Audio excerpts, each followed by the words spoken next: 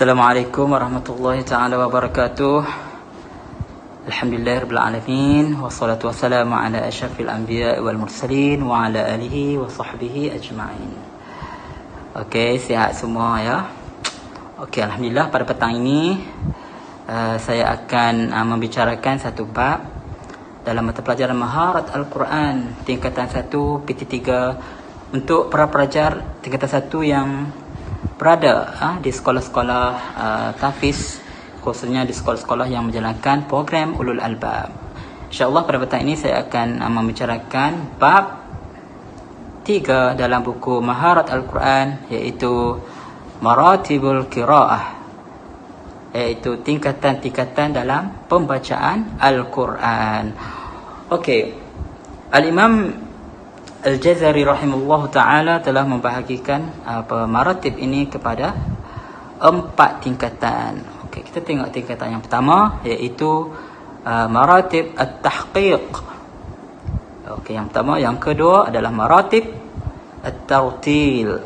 Yang ketiga adalah maratib at-tadwir. Yang keempat adalah maratib al-hadar.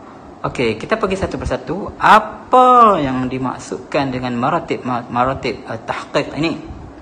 Okey, maratib tahqiq ialah membaca Al-Quran dengan lambat beserta menjaga hukum tajwid seperti dengung, sifat huruf, mad dan menyempurnakan setiap baris di dalam Al-Quran dan di dalam satu pembacaan Al-Quran itu. Okey, para pelajar sekalian, bila yang sesuai dibaca mengikut tingkatan tahqiq ini, okey, tingkatan ataupun tempo tahqiq ini sesuai dibaca untuk khususnya para guru-guru yang untuk mengajar Al-Quran. Bila guru-guru yang mengajar Al-Quran, dia perlu baca lambat supaya diikuti dengan mudahnya akan diikuti oleh para pelajar. Okey, seterusnya bacaan tahqiq ini juga ia untuk para pelajar ataupun para pelajar yang baru untuk belajar belajar Al-Quran.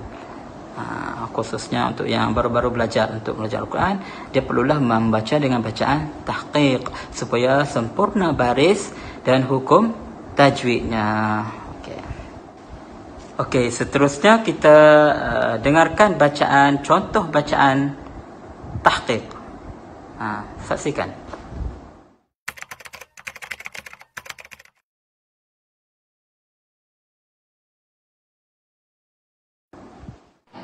Bacaan tahqiq. A'udzu billahi minasy syaithanir rajim. Bismillahirrahmanirrahim. Alhamdulillahi rabbil alamin.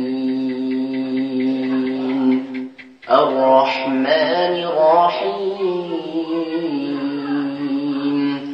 Maliki yaumiddin.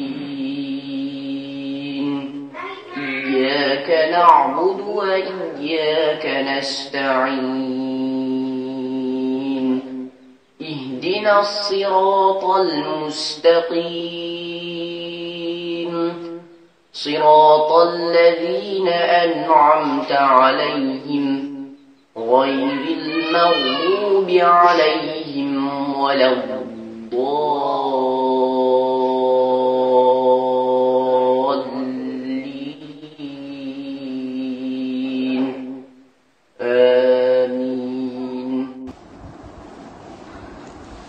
Okey, seterusnya kita sambung maratib al-qiraah ataupun tingkatan bacaan yang kedua, iaitu maratib at-tartil. Okey, apakah yang dimaksudkan dengan bacaan tartil? Okey, bacaan tartil ialah membaca dengan bacaan yang tenang, memahami dan menghayati makna di samping menjaga hukum hakam tajwid seperti makhraj huruf, sifat-sifat huruf, dengung dan mad. Dan seterusnya, bilakah bacaan tartil ini sesuai dibaca. Maksudnya tingkatan bacaan untuk bacaan tartil. Biasanya bacaan tartil ini kita selalunya dibaca oleh imam-imam apabila menjadi imam, dan seterusnya dalam bila kita bersolat pun kita seharusnya membaca bacaan dalam solat kita dengan bacaan tartil. Selain itu, bacaan tartil ni kita boleh juga dibaca apabila waktu kita untuk belajar Al-Quran, mentalaki Al-Quran, kita membaca dengan bacaan tartil. Okey, bacaan tartil ini dia sedikit laju daripada bacaan tahqiq tadi. Okey, seterusnya kita dengarkan contoh bacaan tartil. Okey, kita dengarkan.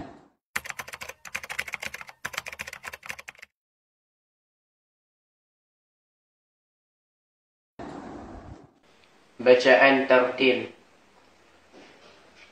A'udzu billahi minasy syaithanir rajim. Bismillahirrahmanirrahim. Alhamdulillahi rabbil alamin. Ar-rahmanir rahim. Maliki yaumiddin. إياك نعبد وإياك نستعين اهدنا الصراط المستقيم صراط الذين أنعمت عليهم غير المغضوب عليهم ولا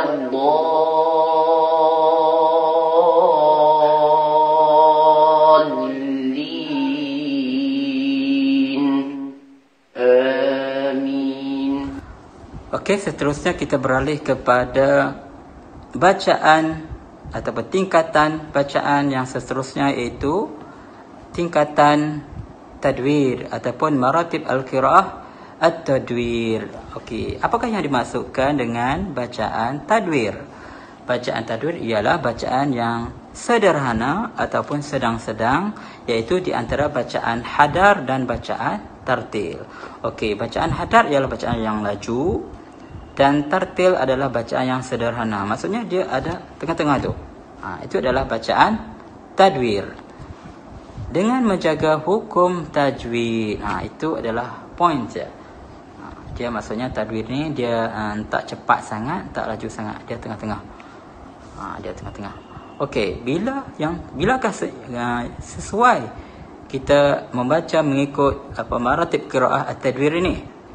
Biasanya macam juga tartil tadi, imam-imam yang akan menjadi imam, dia akan membaca mengikut bacaan maratib qiraah at-tadwir. Dan seterusnya di dalam solat, contohnya kalau kita dalam solat, kita seeloknya kita membaca bacaan maratib at-tadwir. Okey, selain itu, bila masa lagi yang kita nak membaca bacaan tadwir ni, contohnya macam seperti sekolah-sekolah ulul albab, pelajar-pelajar tahfiz, apabila dia akan tasmekkan bacaan dia kepada guru dia, seeloknya dia akan membaca bacaan tadwir supaya guru boleh membetulkan bacaan pelajar tersebut. Okey, seterusnya kita dengarkan contoh bacaan tadwir. Saksikan.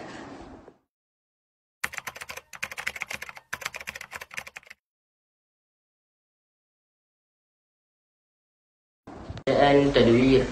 A'udzu billahi minasy syaithanir rajim. Bismillahirrahmanirrahim. Alhamdulillahi rabbil alamin. الرحمن الرحيم مالك يوم الدين إياك نعبد وإياك نستعين اهدنا الصراط المستقيم صراط الذين أنعمت عليهم غير المغضوب عليهم ولا الضالين.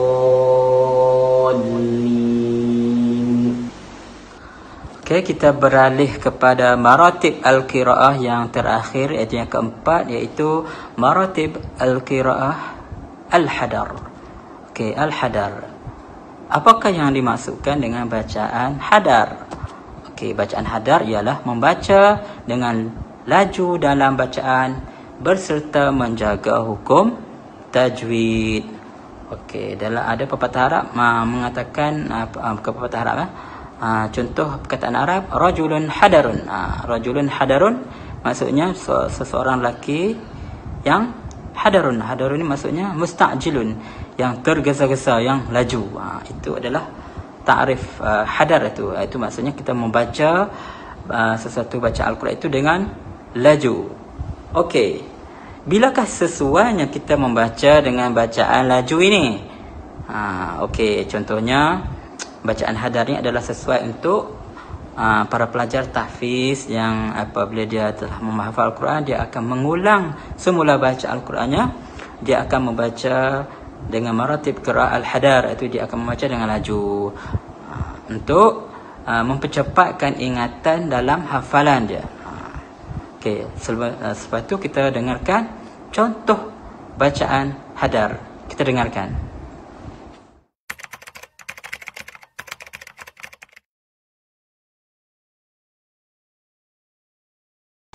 Bacaan hadar.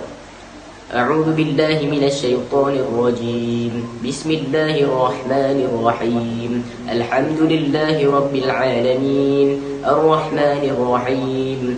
Maliki yaumiddin. Iyyaka na'budu wa iyyaka nasta'in. Ihdinas siratal mustaqim. Siratal ladzina an'amta 'alaihim ghairil maghdubi 'alaihim waladdallin. Okey, kita sudah mendengar contoh, baru saja mendengar contoh bacaan hadar.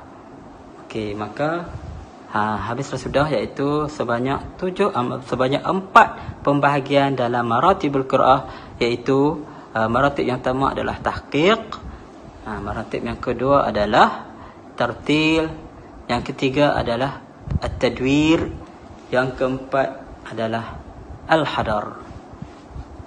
Okey, seterusnya ada perbahasan ulama mengenai maratib qiraah yang keempat, yang empat maratib ini. Maksudnya ada ulama mengatakan bahawa bacaan tahqiq, tadwir, tartil itu adalah semuanya adalah bacaan tartil.